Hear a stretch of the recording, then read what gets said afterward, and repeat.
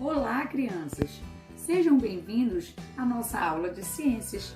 Hoje nós vamos estudar da página 110 a 112 do nosso livrinho, tendo como conteúdo Biosfera, os seres vivos e suas relações. Biosfera significa esfera da vida. Biosfera é o conjunto dos ecossistemas existentes no planeta Terra.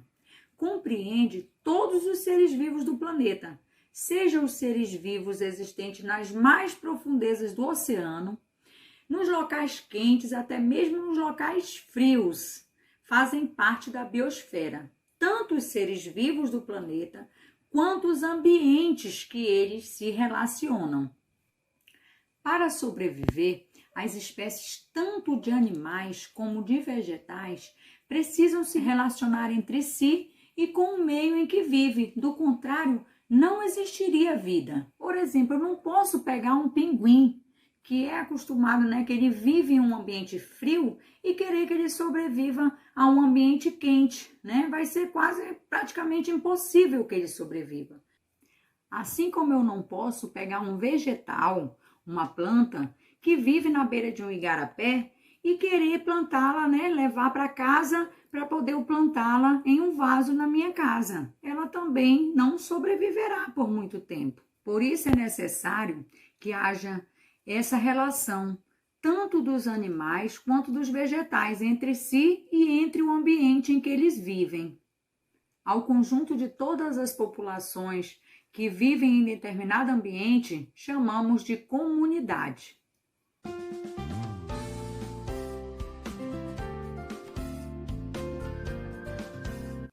Meio biótico é o conjunto de todos os seres vivos que compõem o ambiente.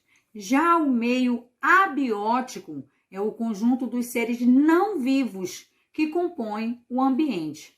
As rochas, as montanhas, a temperatura são alguns exemplos de meios abióticos não vivos. Os seres vivos, eles são classificados de acordo com as suas características. As plantas são seres autótrofos, que quer dizer que são seres capazes de produzir o seu próprio alimento. Bem diferente dos animais, que eles não são capazes de produzir o seu próprio alimento. Fazem parte desse grupo dos animais os peixes, os répteis, os mamíferos, as aves e até os insetos. Na página 112 do nosso livro, eu vou falar um pouquinho sobre os fungos. Os fungos, eles são classificados separadamente de animais e de plantas. Existem desde micro-organismos, como as leveduras do fermento, usadas na fabricação de pães e de bolos, até os cogumelos, encontrados geralmente em casca de árvores. Esses são os fungos. Temos as algas, que são representantes microscópicas, e também algas gigantes, que assim como as plantas, elas são capazes de produzir o seu próprio alimento. Vamos falar um pouquinho sobre as bactérias. As bactérias, elas são micro-organismos incapazes de serem vistos a olho nu. Elas podem ser vistas através do microscópio. Podem ser encontradas isoladas ou em colônias.